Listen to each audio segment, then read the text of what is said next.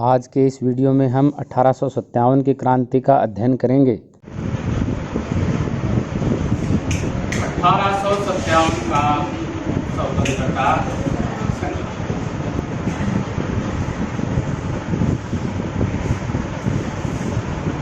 अभी अपन चर्चा कर रहे थे 1757 प्लासी युद्ध, और प्लासी से अब हम कहाँ पहुँच गए हैं 1857। इन 100 वर्षों में अंग्रेजों ने आर्थिक या राजनीतिक, यानी पहले वो व्यापार करने के लिए आए थे, यानी सिर्फ उनका मकसद था आर्थिक रूप से, और आर्थिक से वो आर्थिक में भी कहाँ पहुँच गए, शोषण करने में पहुँच गए। शोषण देखेंगे हम आगे चल करके शोषण उन्होंने किस प्रकार से किया था।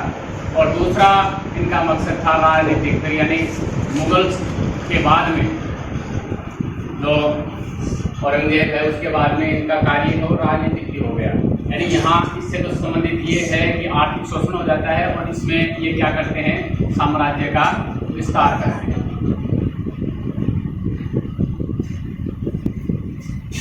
हम मानते हैं कि जो 1857 की क्रांति है, कि हम कहें कि ये एक सैनिक असंतोष का परिणाम है,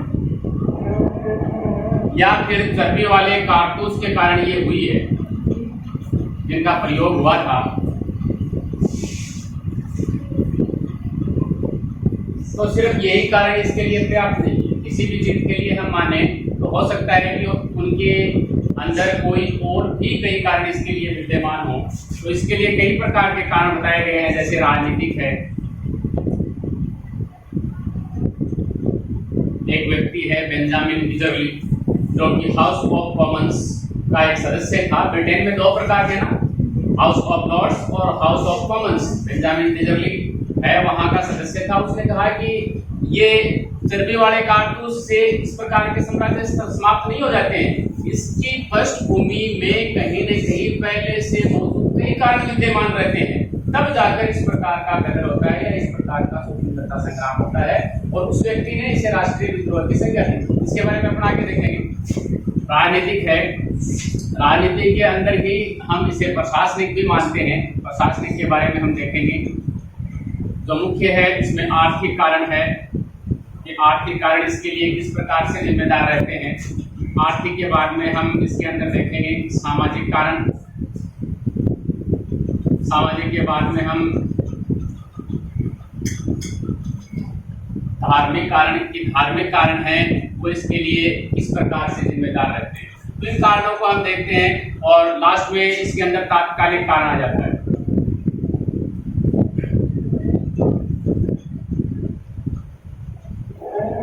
राजनीतिक कारण। राजनीतिक कारण में अगर आपके दिमाग में रहे तो दो व्यक्ति हैं, उनको आपको याद रखना है। एक वेलेस्ली और दूसरा डलहौजी। वेलेस्ली ने सहायक संधियों के माध्यम से,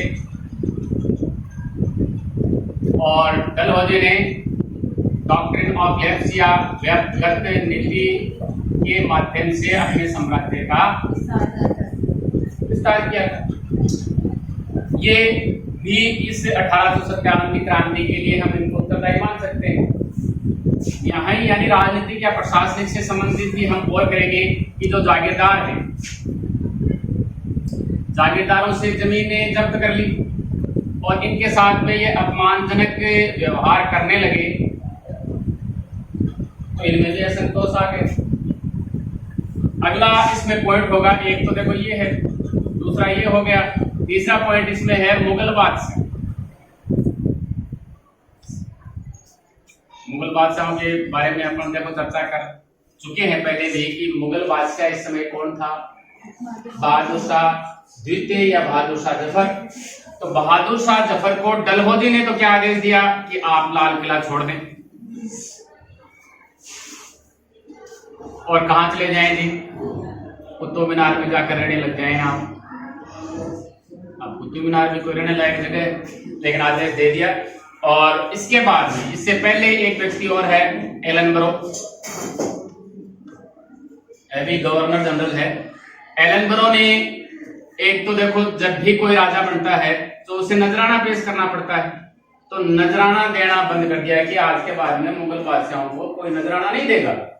और सिक्के, यानी अब के बाद में मुगलों के सिक्के यहाँ पर नहीं चलेंगे। 1835 की बात है, 1835 के बाद में मुगलों के सिक्कों का बैन कर दिया गया। अगर हम कैनिंग की बात करें, 1857 की क्रांति के समय भारत का गवर्नर जनरल कौन था? Lord Canning. तो कैनिंग ने देखो इसने कोशिश करी थी, किसने? डलहौजी ने, कि आज के बाद में इसके जो उत्तराधिकारी हैं उनको बादशाह की उपाधि नहीं रहेगी। लेकिन इसमें ये तो सफल नहीं हो पाता, क्योंकि जो बोर्ड ऑफ डायरेक्टर्स हैं या कंट्रोल्स हैं, 2 प्रकार के सदस्य थे ऊपर, वो इनकी अनुमति नहीं देते, इसलिए डलहौजी इसमें सफल नहीं होता, लेकिन कैनिंग इसमें सफल हो जाता है। यानी बादशाह की उपाधि गई। और इस प्रकार की उपाधियां अपन ने कल चर्चा करी, औरों की भी गई थी, जैसे कर्नाटक है ना, तंजौर है, और ऐसे ही जो पेंशन वाला मामला है वो भी इसमें कारण बन जाता है। कईयों की पेंशन बंद कर देती, पेशवा की, कर्नाटक के नवाब की, जिनके भी, तो वो भी इसमें सहायता देंगे। और इसके अलावा अगर आगे हम चलें तो इनका जो प्रशासन था, प्रशासन में इसमें भ्रष्टाचार व्याप्त था, यानी इनकी शासन व्यवस्था बढ़िया तरीके से नहीं चल रही थी, हर जगह ये लूट खसोट ही कर रहे थे लगातार। प्रशासनिक की बात कर रहे हैं, और उन्होंने एक 1833 का चार्टर एक्ट अधिनियम, इसमें इन्होंने कहा कि रंग, वंश, जाति के आधार पर भेदभाव नहीं करेंगे किसी भी पद के लिए। लेकिन इनका इन्होंने बढ़िया तरीके से पालन नहीं किया।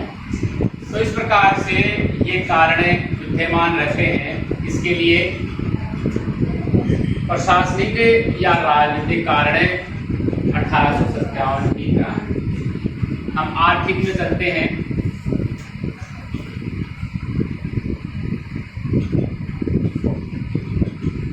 इनका तो देखो मकसद ही यही था कि ज़्यादा से ज़्यादा शोषण किया जाए। कैसे किया जाए? देखो लॉर्ड विलियम बेंटिंग इससे पहले आए थे 1828 में, कि वो कहते हैं कि भारतीय बुनकरों की हड्डियां यहाँ मैदानों में पड़ी हुई दिखाई दे रही हैं। यानी उन्होंने कहते हैं कि भारत का जो हस्तशिल्प उद्योग है उसको पूरे तरीके से नष्ट कर दिया। कैसे कर दिया? देखो पहला है इसमें निर्यात कर। इसमें हम देखते हैं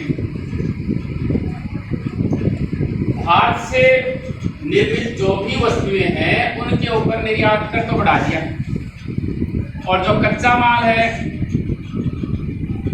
उसके ऊपर निर्यात कर कम कर दिया।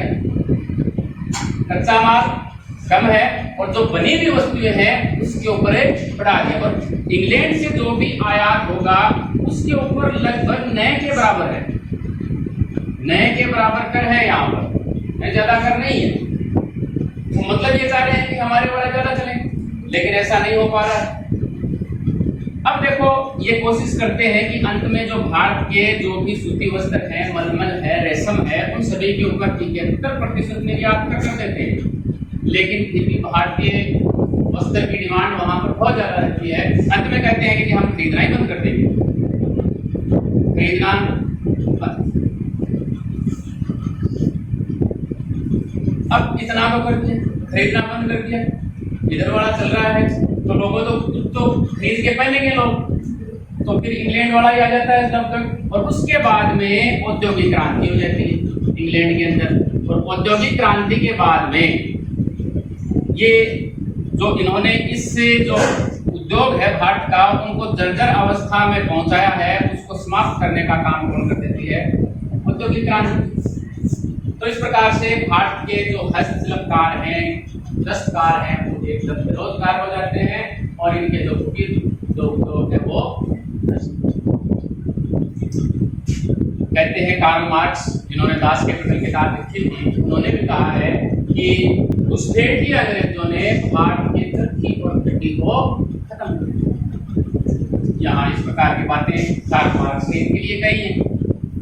जैसे ही आर्थिक शोषण पे हम देखते हैं तो सबसे पहले इनका हमला रहता है आत्मनिर्भर, यानी गांव है उस समय आत्मनिर्भर थे और जैसे ही उनके ऊपर हमला हुआ तो गांव तो सबसे पहले जो किसान थे, आत्मनिर्भर किसान थे, उनका तो नष्ट होने थे वो। इसके बाद में हम आगे देखते हैं आर्थिक शोषण प्रक्रिया में ही भू राजस्व, यानी भूमि से राजस्व प्राप्त करना। और जो नहीं देते थे उनको सैनिकों की सहायता से राजस्व लेते थे, छोड़ते नहीं थे। कैसे? देखो पद्धतियां कौन कौन सी हैं वो देखते हैं हम। एक थी इसके अंदर स्थायी बंदोबस्त,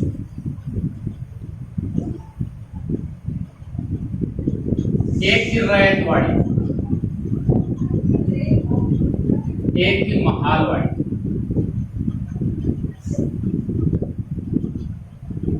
भू राजस्व लेने की ये 3 पद्धतियां थी।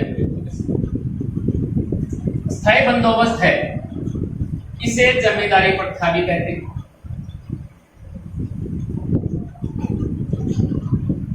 और ये 19% भारत का जो अक्षेत्र था उसमें से 19% अक्षेत्र से ये लिया जाता। जैसे और इसमें लिया जाता था ये कहाँ से? एक तो बंगाल है, आप बंगाल, बिहार, उड़ीसा इसमें सम्मिलित कर सकते हैं। बंगाल, बिहार, उड़ीसा तीनों ले लें। और इसमें बनारस भी आ जाता था, ये शामिल थे इसके अंदर। एक तो ये रैयतवाड़ी व्यवस्था है, ये 57% भूमि पर थी। 1792 में इसकी शुरुआत हुई थी। कैप्टन रीड यानी शुरुआत करने वाले थे कैप्टन रीड और थॉमस मुनरो। और तमिलनाडु के 12 महल से इसकी शुरुआत हुई। महालवाड़ी व्यवस्था बाकी की देखो कितनी बच गई, 30% भूमि पर यह होती थी। और उसको शुरुआत करने वाले थे हॉल्ट मैकेंजी। और ये पंजाब, अवध, आगरा इन जगहों पर ये थी। और ये बीच वाली थी, जैसे कुर्ग है, असम है, मद्रास है, इन जगहों पर ये व्यवस्था है बंदोबस्त। इसमें क्या होता था कि इनके बीच में एक बिचौलिया आ जाता था जमींदार, अवैध है या कंपनी है, जिससे बंदोबस्त कर लेते थे कि आपको इतना लगान देना है, आप आपकी मर्जी है कितना भी ले सकते। और लगभग कहते हैं जो जमींदार है वो 10 से 11% तो अपने पास रखता था और बाकी का अंग्रेजों को दे देता था। ये तो है स्थायी बंदोबस्त। जमींदार इससे पनपते थे, ठीक है। जमींदार आ गए, बीच में जमींदार है, जमींदारों की संपन्नता हुई इससे, लेकिन किसान कंगाल हो गए। रैयतवाड़ी यानी इनके बीच में जमींदार है, लेकिन यहाँ बीच में जमींदार नहीं है। डायरेक्ट ही रैयत से या किसान से संपर्क करने की कोशिश है यहाँ पर। और सबसे ज्यादा लगान भी इसमें दिया जाता था, 33 से लेकर 55% तक सबसे ज्यादा इसमें लगान देना पड़ता था। और किसान है वो महाजनों के चंगुल में फंस जाता था इससे। महाजन आप जानते ही है ना, आपने पहले ये पढ़ा है कि वो उसके पहले वो तकाबी ऋण दें और फिर वापस वही लूट लें। यानी पहले तो ऋण दे के ये खेती करें और फिर लूट लें। तो महाजनों से खेती के लिए ऋण लेते थे और चुका देते थे।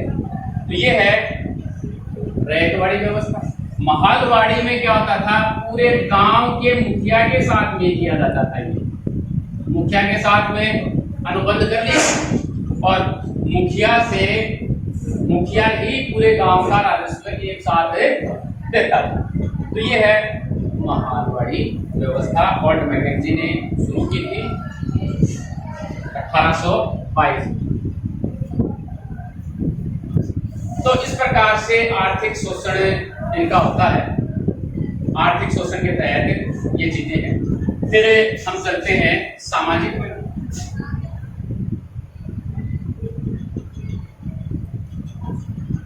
सामाजिक कारण क्या है? समाज में देखो, अंग्रेज, ये बात हम कई बार कर चुके हैं कि अपने आप को उच्च नस्ल का मानते थे। जब भारत में आए थे उस समय ऐसा नहीं था, लेकिन जैसे जैसे उनका साम्राज्य विस्तार बढ़ता गया, उनकी नस्ल भी उससे होती गई। तो अब ये उच्च नस्ल में पहुंच गए। और भारतीयों को अभी थोड़ी देर पहले हम चर्चा कर रहे थे, ये घृणा की दृष्टि से देखते थे, अपमान करने में कहीं कभी नहीं छोड़ते थे। उसमें नियम इन्होंने बना दिया कि रेलवे की प्रथम श्रेणी में भारतीय यात्रा नहीं कर सकेगी। अभी तरीके अपने गांधी जी ने रेलवे की प्रथम श्रेणी का टिकट ले लिया, इंटर मेरिट वर्ग से उन्हें धक्का देकर गिरा दिया गया था। और कोई भी सामाजिक उत्सव है उसमें ये अंग्रेजों के साथ में भाग नहीं, साथ भाग नहीं लेंगे। अंग्रेजों के साथ। और अंग्रेजों ने अगर किसी होटल या क्लब की स्थापना की है तो उसमें जाने की इनकी क्या रहेगी जी, मनाही रहेगी, वहां पर ये नहीं। और इसमें एक और व्यक्ति है आगरा के मजिस्ट्रेट, उन्होंने और आग में घी डाल दिया। उसने कहा कोई भी भारतीय चाहे किसी भी पद पर है, कोई भी पद हो उनके पास, किसी भी पद पर हो, लेकिन उसे हर अंग्रेज अगर वो सड़क पर चल रहा है तो उसे सलाम करना होगा। कहीं भी किसी भी पद पर है, चाहे वो उससे छोटा है पद में, लेकिन अंग्रेज को उसे सलाम है। अगर वो गाड़ी में है, हो सकता है कि वो गाड़ी में चाहे उसमें गाड़ी या घोड़ा गाड़ी जो भी है उसमें है कोई भारतीय, तो रोके अपनी गाड़ी। कोई अंग्रेज आ रहे हैं तो रोके उसे, और रोकने के बाद में तब तक खड़ा रहे जब तक कि अंग्रेज वहां से चला। इसी प्रकार शिक्षा से संबंधित सामाजिक में हम शिक्षा को देखते हैं। इन्होंने अधिनियम देखो, प्रशासनिक में भी हमने देखा है कि इस प्रकार से कहीं कोई भेदभाव नहीं होगा, लेकिन पाश्चात्य शिक्षा देने का इनका मकसद ही यही था कि भारत के अंदर हम लिपिक तैयार करेंगे। और लिपिक मतलब कैसे होंगे जी, अंग्रेजी भाषा पढ़ेंगे, यानी काले अंग्रेज तैयार करना है। भारतीयों को काले मानते थे ना, तो काले अंग्रेज हमें तैयार करना है। और इतिहास को इन्होंने इस प्रकार से तोड़ा मरोड़ा कि वो सब कुछ किनके पक्ष में हो, अंग्रेजों के पक्ष में। ये है सामाजिक कारण। आगे हम देखते हैं अगला धार्मिक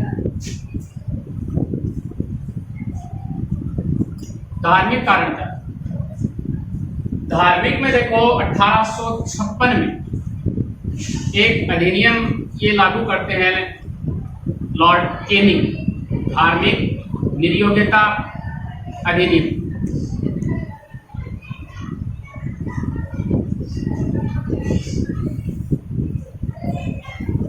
इसमें क्या था, इससे पहले अपन चर्चा करते हैं हिंदू उत्तराधिकार नियम की, कि अगर किसी हिंदू ने दूसरा धर्म अपना लिया है, यानी मतांतरण कर दिया है, तो उसे पिता की जायदाद से बेदखल कर दिया जाता था।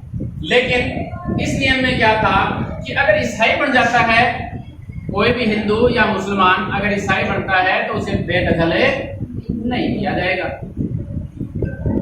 बल्कि उन्हें आर्थिक प्रलोभन भी दिया जाएगा।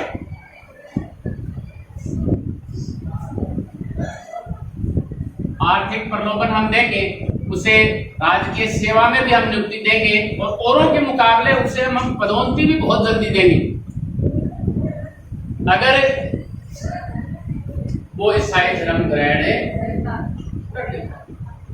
इसके अलावा देखो, इसके लिए उन्होंने 1813 का जो चार्टर अधिनियम है उसमें व्यवस्था भी की इसके लिए कि धर्म का प्रचार के लिए अनुमति मिल गई उनको। 1813 के बाद में 33 का ही आता है, धर्म प्रचार की अनुमति इससे मिल जाती है कि आप भारत में अपने धर्म का प्रचार कर सकते हैं। तो उन्होंने बहुत सारे स्कूल खोले इसके लिए, ईसाई धर्म के प्रचार के लिए, और सेना में भी उनको भेज दिया।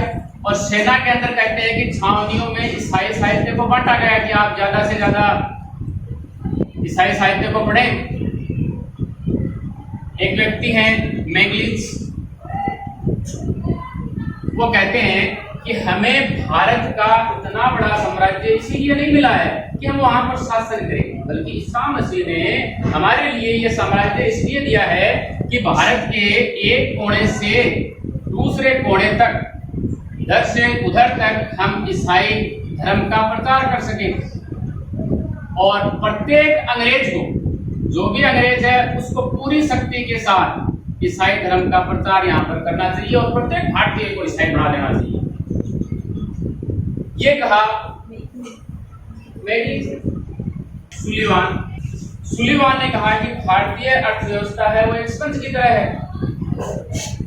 किसकी तरह है? स्पंज की तरह। और हम यहाँ से गंगा नदी से उसको सोखते हैं और कहाँ ले जाके छोड़ देते हैं? टेम्स नदी पर। तो यह है इसके लिए धार्मिक कारण। अब हम चलते हैं सैनिक कारण।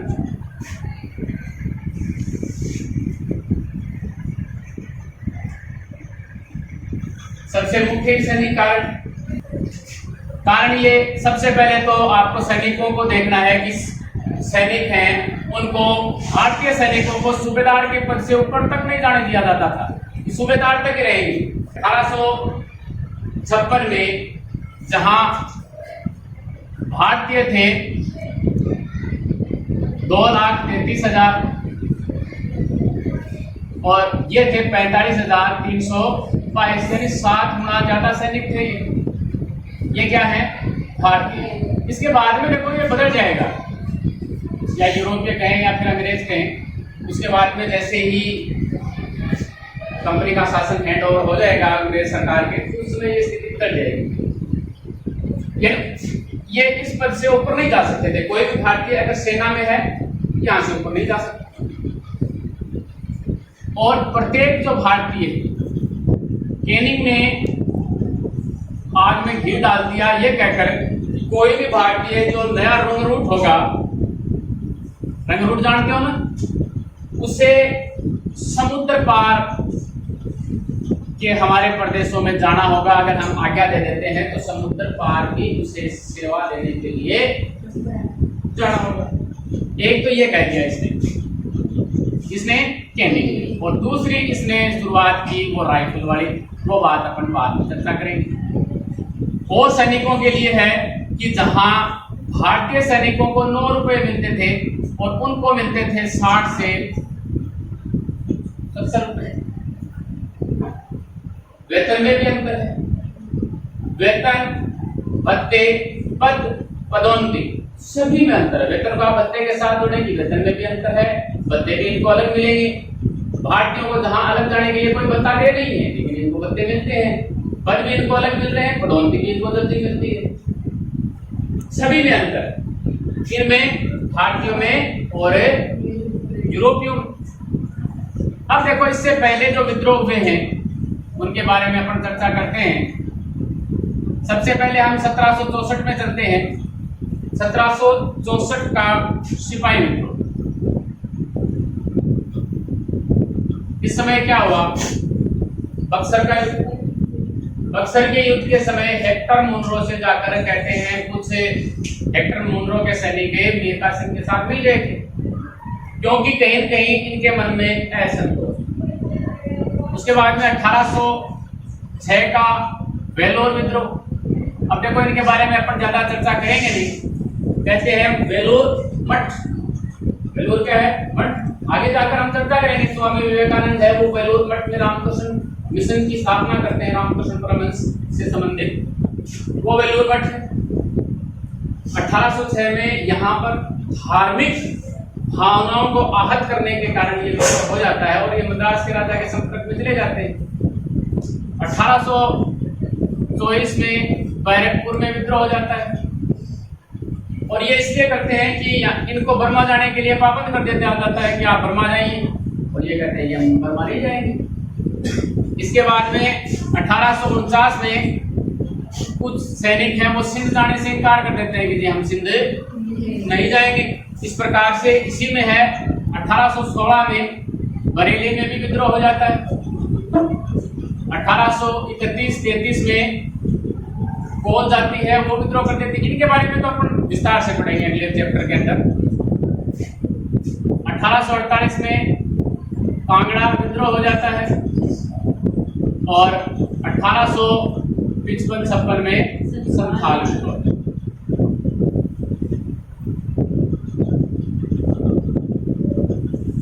प्रकार और भी कई विद्रोह हैं, कई एनआई भी यहाँ पर विद्रोह कर देती हैं। जैसे 1849 है, इसमें 22वीं एनआई विद्रोह करती है, 1850 में 66वीं विद्रोह करती है और 1852 में 38वीं एनआई भी विद्रोह करती है। इस प्रकार सैनिकों के बहुत सारे विद्रोह यहाँ पर अपने को देखने को मिलते हैं। और सैनिकों में आते हैं कि अफगानिस्तान के साथ अफगान युद्ध के लिए हार जाते हैं और पंजाब के साथ जब इनका युद्ध हुआ था 1849 में, उनमें भी इनकी स्थिति ठीक नहीं रहती, काफी अक्षति इनको उठानी पड़ती है।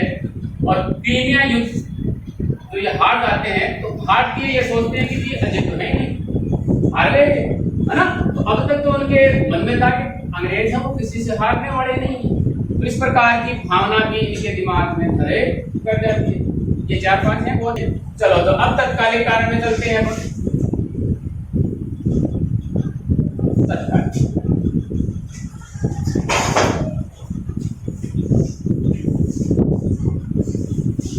तात्कालिक कारण हर युद्ध में होता है।